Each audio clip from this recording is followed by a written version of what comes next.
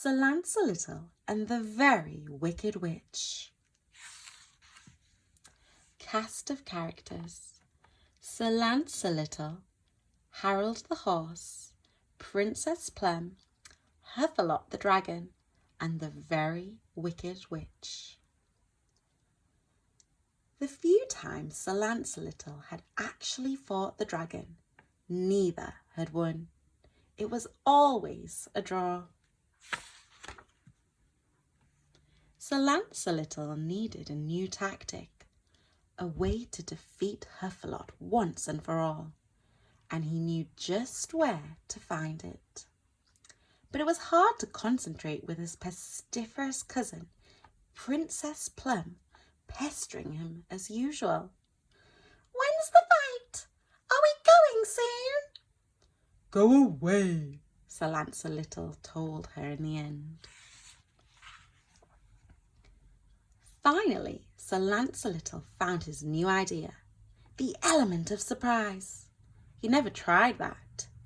Usually he sent a challenge warning Huffalot he was coming. Today he would surprise him. Aha! Outside the castle, Princess Plum had an idea of her own. She would go on ahead of her cousin to Huffalot's cave. She would be there, waiting when he arrived. Sir Lancelot rode along on his trusty horse, Harold, armed with his pointy lance and his sharp sword and his shiny shield. He pictured Huffalot snoring in his cave, completely unaware that his number one enemy was on his way. Today was the day that Huffalot would puff his last. By and by, Sir Lancelot came to a clearing where a very wicked witch was stirring a cauldron. Nearby on a rock sat a rather familiar-looking frog. "You wait until my cousin gets you." It sounded familiar too. Sir Lancelot was tempted to ride on, but he knew the knight's code of honour, and rescuing princesses, even annoying ones like his cousin, was top of the list. But today, Sir Lancelot didn't march straight up to the witch and demand she take the spell off his cousin. This time, he would try his new tactic, the element of surprise. He hid behind a bush and waited to see what the witch was up to. She was clearly making a spell. One by one, she dropped things into her cauldron as she chanted out loud.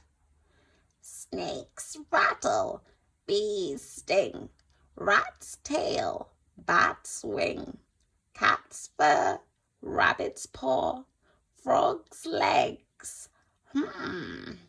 The witch was about to throw the frog into the cauldron, legs and all, but she stopped and muttered, "Oh, darn and dust it! Forgot the dragon's claw."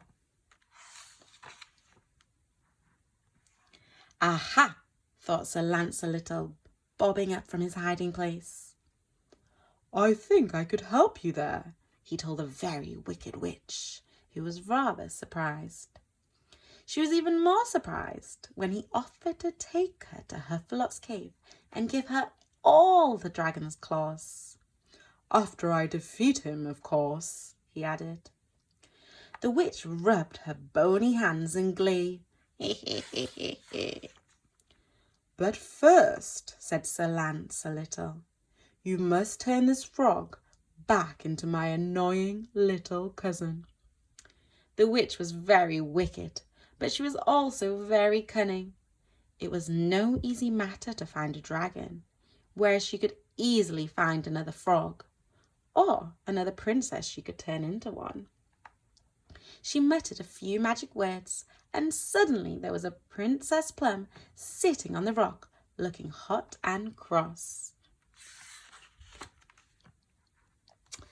"Now, let's get going," screeched the witch. As they rode along, the very wicked witch flew over their heads on her broomstick. "Get a move on," she kept telling them, but Harold refused to be hurried. "Hurry up!" Princess Plum asked Sir Lancelot how he meant to defeat the dragon this time. "Aha," he said proudly, "the element of surprise. This time Huffalot doesn't know I'm coming." Uh-oh, thought Princess Plum. She decided not to tell her cousin that she had visited the dragon earlier and told Huffalot that his number one enemy was on his way.